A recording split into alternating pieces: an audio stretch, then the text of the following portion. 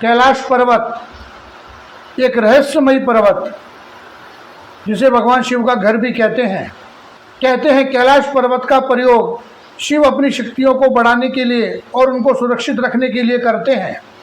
कैलाश मानसरोवर जाने के दो रास्ते हैं। आप चाहें तो चीन के रास्ते और आप चाहें तो नेपाल के रास्ते वहां जा सकते हैं। पहला रास्ता उत्तराखंड नेपाल से लिपू लेक होते हुए तथा दूसरा रास्ता सिक्किम नाथुला होते हुए। सिक्किम नाथुला का मार्ग थोड़ा सरल पड़ता है, इस पर कम पैदल चलना पड़ता है। कोरोना काल के समय चीन ने भारत की मानसरोवर यात्रा पर रोक लगा दी थी, पर लगभग 5 सालों के बाद चीन ने भारत से अपने संबंधों को ध्यान में रखते हुए मानसरोवर की यात्रा को वापस मंजूरी दे दी। अभी हाल ही में जून 2025 में 750 यात्रियों में से कुछ यात्रियों के एक जत्थे ने मानसरोवर की यात्रा की। मेडिकली फिट होने पर ही यात्रा का रजिस्ट्रेशन होता है। यात्रा के लिए चिन्हित व्यक्तियों का नाम भी लॉटरी के द्वारा निकाला जाता है। यह यात्रा लगभग 22 दिन की होती है। कैलाश पर्वत में जितनी आस्था हिंदुओं की है उतनी आस्था बौद्धों की, जैनियों की, सिखों की, मौन की, तिब्बती बौद्ध संतों की है। बहुत से धर्मों ने कैलाश पर्वत को अपने पवित्र तीर्थ के रूप में स्वीकार किया है। तिब्बत की राजधानी है लासा। लासा में ही बौद्ध धर्म के सबसे बड़े गुरु दलाई लामा का आधिकारिक निवास है, जिसे पोटाला पैलेस कहते हैं। वर्तमान में कैलाश मानसरोवर चीन के कब्जे में आता है। तिब्बती बौद्ध संत शिव को डेमचोक के रूप में पूजते हैं। डेमचोक, जो कि एक बहुत बड़े तांत्रिक थे, उन्होंने कैलाश पर्वत के ऊपर साधना की थी। मिलारेपा के कारनामे पूरे तिब्बत में प्रसिद्ध हैं। तिब्बती बौद्ध संतों में एक बहुत बड़े संत हुए मिलारेपा। मिलारेपा के कारनामे पूरे तिब्बत में प्रसिद्ध हैं। जैन धर्म में भी कैलाश पर्वत का विशेष महत्व है। जैन धर्म के प्रथम तीर्थंकर ऋषभ देव जी का निर्वाण स्थल, मोक्ष स्थान भी कैलाश पर्वत को ही माना जाता है। कैलाश पर्वत को महान शक्तियों का घर माना जाता है। आचार्यजन बताते हैं, कई महापुरुषों ने अपनी शक्तियों को सुरक्षित रखने के लिए, शक्तियों को बढ़ाने के लिए कैलाश पर्वत को चुना। उन महापुरुषों में शिव सबसे आगे थे। पीछे एक या ज्यादा से ज्यादा 2 बौद्ध गुरु ऐसे हुए जिन्होंने कैलाश पर्वत की दिव्यता को जानकर अपनी शक्तियों को बढ़ाने के लिए, उन शक्तियों को सुरक्षित रखने के लिए कैलाश पर्वत का चयन किया। हम यहाँ शिव की बात करते हैं क्योंकि शिव ने ही सबसे पहले कैलाश पर्वत को चुना। कैलाश पर्वत पर जाने वालों में शिव सबसे आगे थे। शिव अपनी शक्तियों को बढ़ाने के लिए और उन शक्तियों को सुरक्षित रखने के लिए एक ऐसा स्थान चाहते थे जहाँ लोगों की ज़्यादा आवाजाही, आना जाना ना हो और वह हर प्रकार से सुरक्षित हो। शिव जैसा चाहते थे वह सारी खूबियाँ कैलाश पर्वत में थी, इसलिए शिव ने कैलाश पर्वत को चुना। कैलाश पर्वत को शिव का घर भी कहा जाता है। यहाँ घर से मेरा मतलब शक्ति केंद्र। आप सबसे ज्यादा सुरक्षित कहाँ महसूस करते हैं? शायद अपने घर में। आपको शांति कहाँ मिलती है? शायद अपने घर में। आप अपनी कीमती वस्तुओं को कहाँ रखना पसंद करते हैं?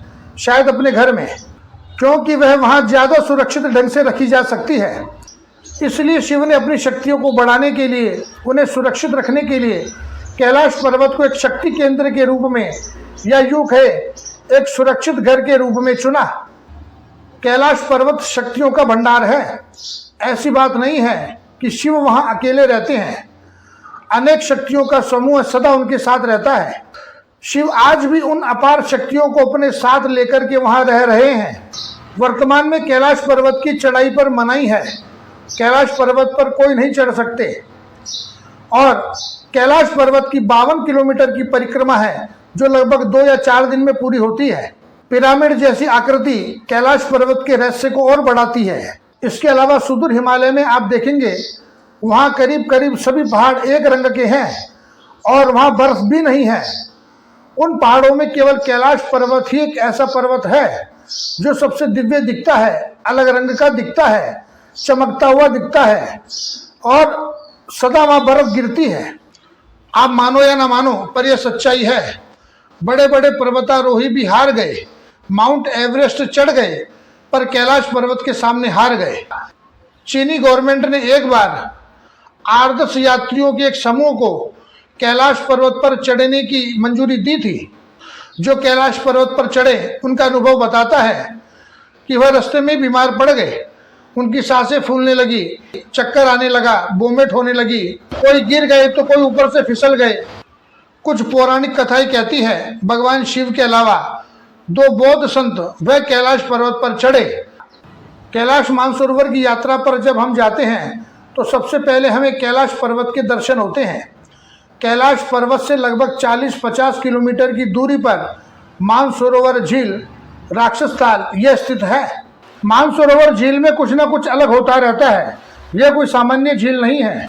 महापुरुषों का अनुभव बताता है अन्य ग्रहों के जीवों ने इस मानसरोवर झील को लैंडिंग के लिए अथवा अपने ठहराव के लिए चुना है। अन्य ग्रह के जीवों को मैं क्या नाम दूं? उन्हें देवता कहूं, धनुष कहूं या फिर एलियन कहूं? उन्हें नाम देने के लिए मेरे पास शब्द नहीं है, पर यह सत्य है अन्य ग्रहों के जीवों ने कैलाश मानसरोवर को लैंडिंग के लिए अथवा अपने ठहराव के लिए चुना है। बहुत सी अदृश्य शक्तियां वहां आती है जाती है। इस झील का संबंध देवताओं से है और इतनी ऊंचाई पर होने के बावजूद भी यहाँ का पानी इतना मीठा है कि आप कल्पना भी नहीं कर सकते।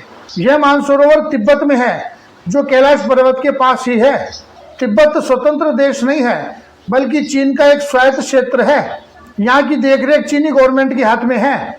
वर्तमान में मानसरोवर झील में स्नान करने पर प्रतिबंध है। मानसरोवर को स्वच्छ रखने के लिए चीनी गवर्नमेंट ने यह कदम उठाया। चीनी गवर्नमेंट का यह कदम वास्तव में सराहनीय है। भारत में भी जो पवित्र नदियां हैं, वर्ष में कुछ समय के लिए इन नदियों में स्नान पर प्रतिबंध लगाना चाहिए। ऐसे एक बार कर करके देखें, आगे भगवान क्या फल देता है वह भगवान जाने, पर हमें प्रयास तो करना चाहिए। मानसरोवर झील के पास ही एक झील और है जिसे कहते हैं राक्षस ताल। राक्षस ताल को रावण ताल भी कहा जाता है। कहते हैं रावण ने यही भगवान शिव को अपने 10 मस्तक चढ़ाए थे। जय श्रीमन नारायण, हर हर महादेव।